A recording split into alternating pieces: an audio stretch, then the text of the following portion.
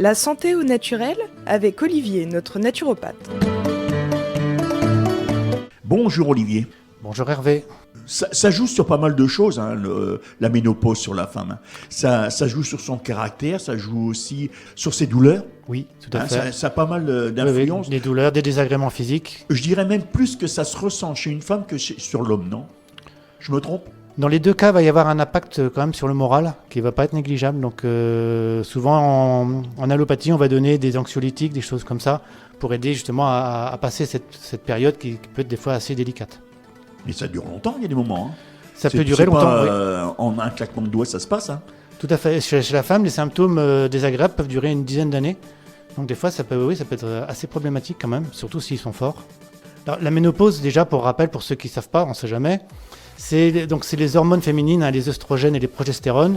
L'ovaire arrête de les sécréter. Il n'y a plus assez d'ovules et d'ovocytes dans les ovaires, donc du coup, il n'y a plus de fabrication d'œstrogènes et de progestérone. Et du coup, ça fait une baisse du niveau hormonal, et c'est ça qui va avoir toutes les conséquences désagréables sur la vie de la femme. C'est ce que j'entends souvent chez les femmes, c'est « Ah, j'ai des bouffées de chaleur ». Oui, c'est le symptôme typique, tout à fait, et ça, c'est très désagréable. C'est surtout la nuit. C'est souvent lié aussi à du stress, à de l'anxiété. Et ça peut être des sueurs, ça peut être des grosses bouffées de chaleur la nuit. Ça peut durer longtemps, ça peut être jusqu'à 20 fois par jour. Donc ça peut être vraiment très, très important et très désagréable. Et ça, tout ça vient de ces œstrogènes et de cette progestérone qui sont plus là présents correctement. Normalement, ils fonctionnent sous forme de cycle. La première moitié du cycle, il y a beaucoup d'œstrogènes dans le sang. Oui. Et la deuxième moitié du cycle, c'est la progestérone qui va prendre le relais. Et les deux doivent être en quantité à peu près équivalente pour s'équilibrer. Et dès qu'il va y avoir un décalage entre les deux, il va y avoir des soucis. Et justement, quand on arrive il va y avoir un petit peu avant la ménopause, il y a ce qu'on appelle la préménopause. La progestérone va y en avoir un petit peu moins. Du coup, il va y avoir un petit peu trop d'œstrogènes. Justement, j'allais te demander, est-ce qu'il y a des signes avant-coureurs ? C'est ça. Donc c'est le fonctionnement. Il commence à y avoir un petit peu, on va dire, des ratés en fait. Les hormones, donc la progestérone, il n'y en a plus assez parce que l'ovaire va plus au bout du cycle de l'ovocyte. Et du coup, voilà, il va y avoir plus d'œstrogènes, moins de progestérone. Il va y avoir des cycles sans ovulation. Donc voilà, ça cafouille un petit peu. En fait, ça dure en général 4 ans. Et après, se met en place la ménopause. On va dire que la ménopause est en place quand il n'y a pas eu de règles pendant 1 an. Donc voilà, pendant ces 4 premières années, c'est un petit peu chaotique. Et puis après, ça s'arrête complètement. Voilà, 12 mois d'arrêt pour qu'il y ait ça. Donc dans les manifestations, il va y avoir donc des règles qui vont devenir irrégulières, plus abondantes, plus prolongées. Il va y avoir l'hypophyse. L'hypophyse, c'est une glande du cerveau qui va gérer justement tous ces cycles. Et comme l'hypophyse détecte que l'ovaire ne fonctionne plus normalement, l'hypophyse va s'emballer un petit peu pour essayer de faire répondre l'ovaire qui ne répond plus. Et ça aussi, ça va donc amplifier tous les problèmes d'œstrogénie, tous les syndromes prémenstruels, parce que l'hypophyse va travailler plus. Il va y avoir aussi des réactivités allergiques qui vont pouvoir s'amplifier un petit peu, des tendances spasmophiles aussi. Donc voilà, il y a plein de petits dérèglements comme ça. On parlait tout à l'heure aussi de l'humeur, d'anxiété, de l'irritabilité. Parfois aussi une tendance boulimique à cause de ce stress. Du coup, la silhouette va s'empâter, la taille va s'épaissir un petit peu. Il y a une bouée qui va pousser un petit peu autour du ventre. En général, il va y avoir une prise de poids de l'ordre de 3-4 kg et ça va souvent être de la rétention d'eau. Parce que comme il y a moins de progestérone, c'est la progestérone qui fait sortir l'eau. Et donc, comme il y a trop d'œstrogène, l'eau va être stockée un petit peu dans les tissus. Et après, ça va... J'allais te demander, tant que c'est de l'eau, ça va, c'est pas de la graisse, c'est plus facile à éliminer. Pas si simple en fait. Souvent, l'eau stagne, elle est gardée à l'intérieur. Donc effectivement, en naturopathie, on va proposer des choses pour aider l'eau à sortir. Parce que c'est hormonal, donc l'hormone continue de demander au corps de retenir de l'eau, de gonfler. Et tant qu'il y a cette hormone, cet oestrogène qui est en excès, le problème va rester présent. Le corps, c'est une éponge. Là, oui, tout à fait. D'autant que, comme je dis souvent, on est composé principalement d'eau, donc un petit peu plus, un petit peu moins, c'est vraiment la composition de base du corps. Pendant la ménopause, il va y avoir des manifestations un petit peu plus fortes, donc on parlait de bouffées de chaleur, surtout nocturnes, une sudation, les draps, tout peut être trempé, ça peut être assez désagréable. Et ça va être en général, ça va être un petit peu amplifié par tout ce qui va être émotionnel, par des variations de température, quand on est dans un espace confiné, s'il y a du tabagisme, s'il y a du café, s'il y a de l'alcool, tout ça, ça va avoir tendance à augmenter ce risque. On est sur des risques vasomoteurs, donc sur la circulation sanguine. Et sur le cardiovasculaire, donc il peut y avoir aussi des palpitations, des congestions au niveau du bas-ventre, des congestions hémorroïdaires, des congestions des membres inférieurs, une élévation de la tension. Donc voilà, au niveau circulation, ça peut être assez quand même délicat. Il peut y avoir aussi des manifestations articulaires avec des douleurs. Il peut y avoir des manifestations génitales aussi pendant la ménopause avec une sécheresse, une atrophie vaginale, des manifestations urinaires avec une difficulté à évacuer les urines, une perte de masse osseuse aussi, on parle souvent d'ostéoporose. Oui. Donc tous ces facteurs-là, il faut les anticiper un petit peu, il y a une hygiène de vie à mettre en place pour que... Oui. ce soit Et plus souvent, possible. on le voit sur les pommettes du visage. Hein. Il va y avoir plein de signes, en fait tout le corps va être impacté, Oui, donc oui. tout à fait, si on est un petit peu observateur, on va voir des évolutions. Et tout ça, voilà, c'est causé par ces variations hormonales. Ça peut être aussi amplifié par des facteurs génétiques ou globalement, s'il y a des problèmes hormonaux, hein, il y a d'autres hormones qui interviennent et qui peuvent aussi être déréglées à cause de l'hypophyse dont je parlais tout à l'heure. Il peut y avoir aussi des causes nutritionnelles, une mauvaise alimentation par exemple, ou s'il y a la prise de certains médicaments comme de la cortisone, ou aussi l'absence d'exercice physique. Donc vous voyez, on voit déjà se profiler des pistes pour améliorer ça, en améliorant l'exercice physique, en améliorant l'alimentation, en surveillant un petit peu les prises de médicaments. Donc il y a des pistes naturelles qui se profilent. Mais globalement, la réponse allopathique, ça va être la proposition de sédatifs et d'anxiolytiques pour gérer l'aspect émotionnel de cette période qui peut être assez délicate. Mais avant de parler d'un traitement quel qu'il soit, chez la femme, ça arrive à peu près vers quel âge, cette ménopause? Oui, c'est une bonne question. La préménopause, ça va arriver à peu près vers 45 ans. Ça dure à peu près 4 ans. Et la ménopause, la moyenne au niveau mondial, c'est autour de 51 ans. Après, c'est des statistiques, c'est des moyennes, donc ça peut être avant, ça peut être après, ça va dépendre. C'est très... Oui, c'est une moyenne. Quoi. Voilà, tout à fait. En gros, c'est autour de 50 ans que ça va commencer à se manifester, on va sentir quand même les effets de cette mise en place de la ménopause. Donc, quand ils ont des bouffées de chaleur, ils ont 2-3 réactions. Soit qu'ils vont voir la copine, qu'est-ce que tu as fait, tu peux me donner des recettes, etc. Donc, le premier, c'est soit ils vont voir le médecin, ou alors ils regardent sur Internet parce que j'ai eu la tante ou j'ai eu la cousine qui a pris tel ou tel produit naturel et ça lui a fait plus ou moins de bien, quoi. Voilà, c'est ça. Il y a plein de plantes, il y a plein de solutions naturelles qui peuvent être mises en place. On va voir son médecin. Voilà, on va voir le médecin. Donc ça pourrait être sédatif et anxiolytique pour l'aspect émotionnel. Mais il y a aussi des traitements, des choses importantes qu'il est important de connaître. C'est ce qu'on appelle les THM, les traitements hormonaux de la ménopause. Donc on va en fait donner des médicaments qui vont associer des œstrogènes et des progestatifs, justement pour pouvoir rééquilibrer les hormones. Et je te vois faire la grimace. Ah oui, oui. Ça va quand même avoir des côtés positifs, hein, ça va améliorer tous les symptômes de la ménopause, puisque forcément, comme on remet des hormones dans le système, le corps retrouve ses marques et du coup va refonctionner comme avant. C'est bon pour le corps, ça? Pas trop en fait. Hein. Je m'en doutais. Pas trop. Mais ça va être, voilà, à court terme, on va dire, ça va améliorer tous ces désagréments, ça va améliorer aussi les problèmes d'ostéoporose. Ça va modifier aussi donc je dirais l'aspect émotionnel, la qualité de vie qui va être dégradée par l'arrivée de la ménopause.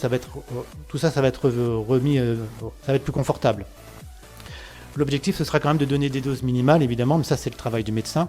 Parce que justement, on a vu que ces traitements hormonaux ont des effets qui peuvent être assez problématiques, en particulier des augmentations de risque de cancer du sein et plus d'accidents cardiovasculaires. Ça a été mis en évidence en 2005 et en 2009 par le Centre international de recherche sur le cancer.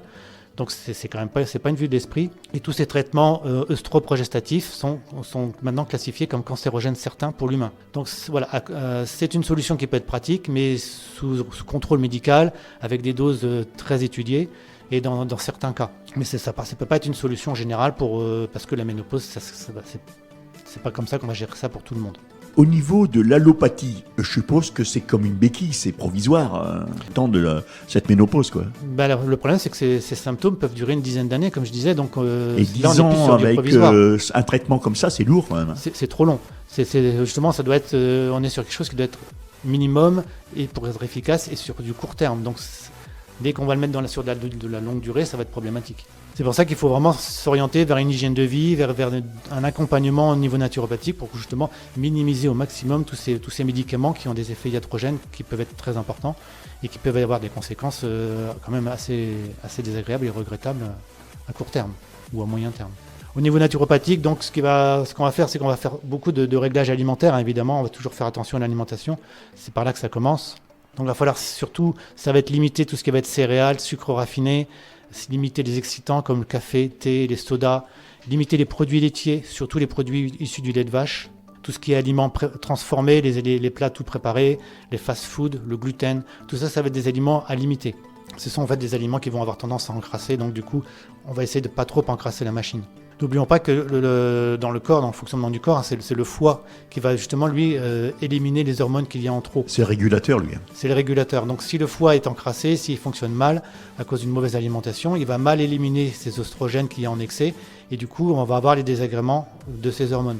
Donc avoir un foie en bon état, en bonne santé, ça va être vraiment important par rapport à ça. Mais quand tu dis le foie, c'est foie vésicule. Hein. Tout à fait, la vésicule va avec, mais c'est surtout le foie qui dégrade. La vésicule, en fait, elle sert à stocker la bile, qui va améliorer la digestion, qui va améliorer le transit.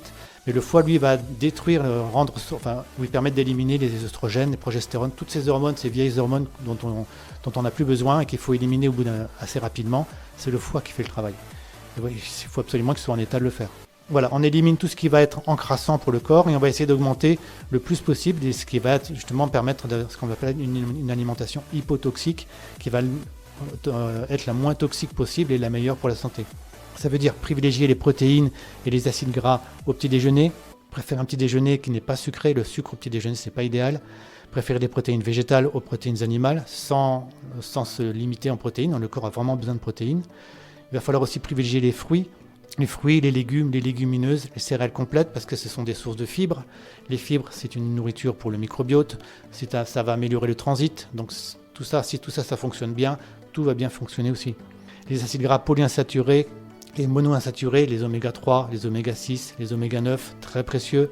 Ça aussi, le corps en a besoin pour fonctionner, donc il va falloir en apporter.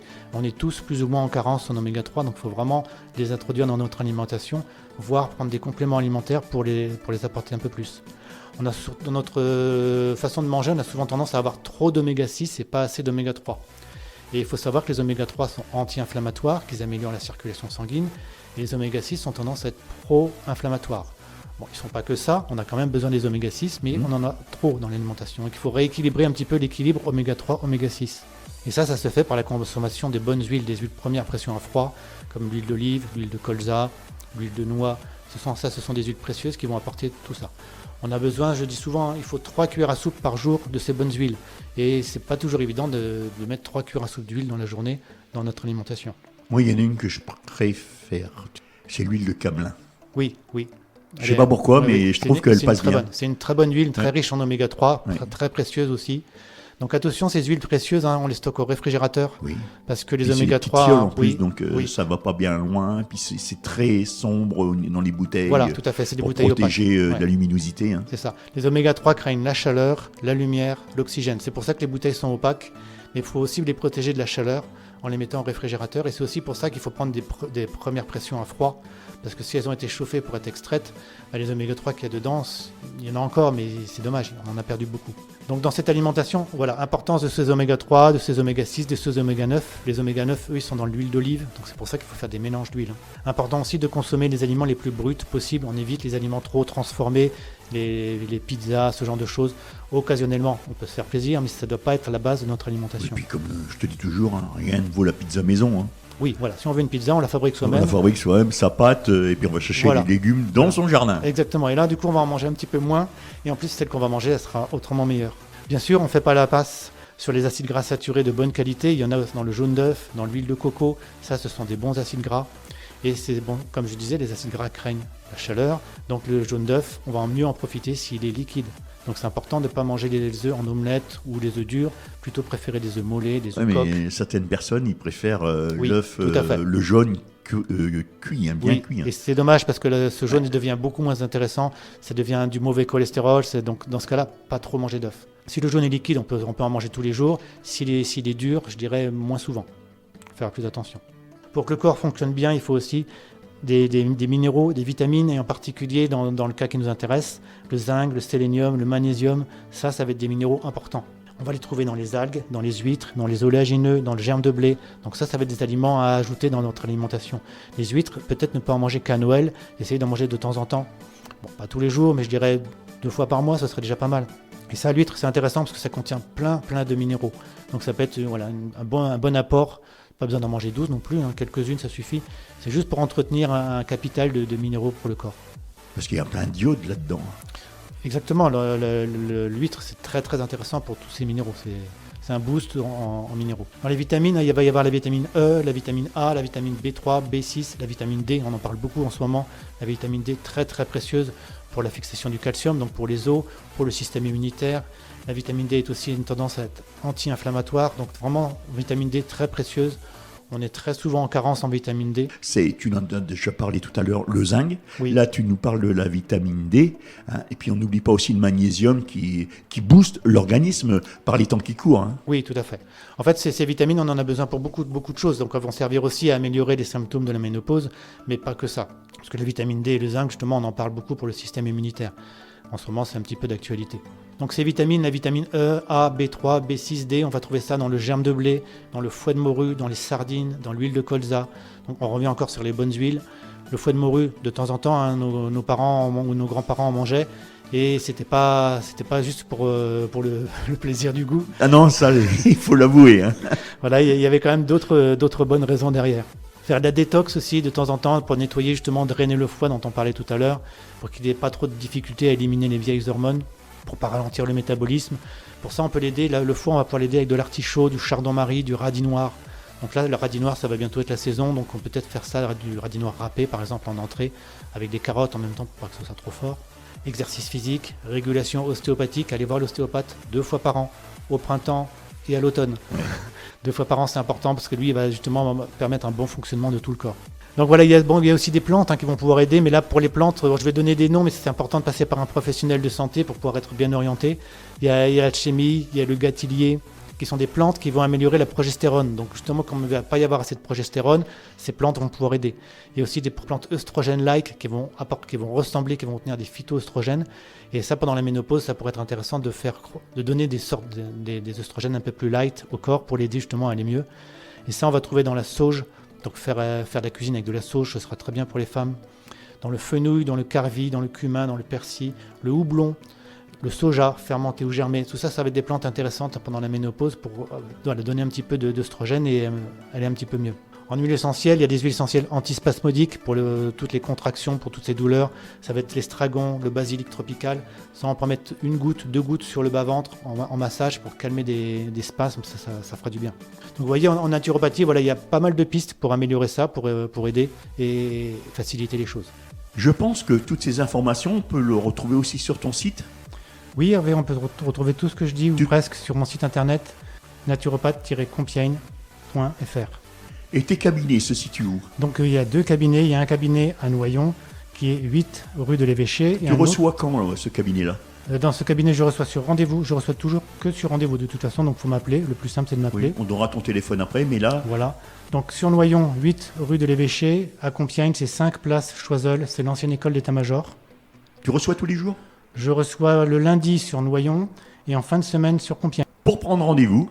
Pour prendre rendez-vous. Donc le plus simple, c'est de m'appeler. Ton numéro de téléphone, bien sûr. C'est un portable, c'est le 06 28 05 72 44. Vous m'appelez, on définit ensemble un rendez-vous, je vous réponds à toutes les questions que vous pouvez vous poser. Sur ces bonnes paroles, écoute, je te remercie d'avoir fait un petit saut comme ça dans les studios de Vive FM. C'est toujours un plaisir, à bientôt.